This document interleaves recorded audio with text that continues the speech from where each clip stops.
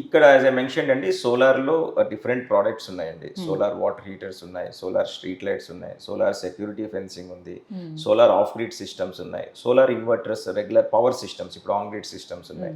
So ఇట్లా మేజర్గా ఈ 5 ప్రోడక్ట్స్ మార్కెట్లో ఉన్నాయండి. ఇవన్నీ కూడా మన దగ్గర అవైలబుల్ ఉంటాయి. అయితే మేము 2014లో సోలార్ ఇన్వర్టర్స్ కూడా మ్యానుఫ్యాక్చరింగ్ చేసాము. సో ఇది ఆల్మోస్ట్ ఒక 10,000 to 12,000 ఇన్వర్టర్స్ మేము మ్యానుఫ్యాక్చరింగ్ చేసాము. ఆఫ్ గ్రిడ్ ఇన్వర్టర్స్ అవేంటంటే కరెంటు పోయినప్పుడు మనం ఏదైతే ఇంట్లో వాడుకుంటామో బ్యాటరీ తోటి ఛార్జ్ అయ్యి ఆ సోలార్ తోటి ఫస్ట్ ఇంట్లో ఉన్న అప్లయన్సెస్ యూస్ చేసుకొని ఎక్సెస్ జనరేషన్ బ్యాటరీస్కి ఛార్జింగ్కి వెళ్తుంది. పవర్ పోయినప్పుడు ఈ బ్యాటరీస్ ఏదైతే డిశ్చార్జ్ అవుతాయో మళ్ళీ నెక్స్ట్ డే మార్నింగ్ సోలార్ తోటి బ్యాటరీస్ ఛార్జ్ అవుతాయి. సో ఈ ఇన్వర్టర్స్ మేము మ్యానుఫ్యాక్చరింగ్ చేసాం. ఎందుకంటే 2013 వరకు పవర్ కట్స్ బాగా ఉండేవి, ఎక్కువగా పవర్ కట్స్ ఉండేవి. అండ్ టైంకి సమ్మర్లో అయితే 4 to 5 hours పవర్ కట్ ఉండేది. సో ఆ టైంలో కొన్నిసార్లు 10-15 గంటలు కూడా ఊర్లలో విలేజెస్లో పవర్ కట్ చూసాము మనం. సో దాన్ని దృష్టిలో పెట్టుకొని మేము ఈ ఇన్వర్టర్స్ మ్యానుఫ్యాక్చరింగ్ చేసాము.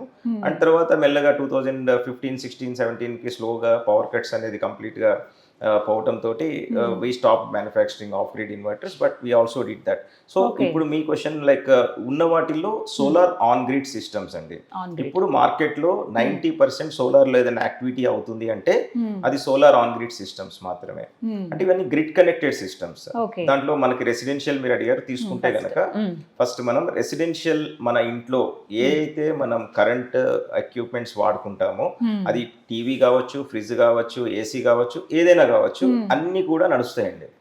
ఎక్కడ కూడా మనం లోడ్కి అనేది కనెక్ట్ చెయ్యము ఈ ఆన్ గ్రిడ్ సిస్టంలో.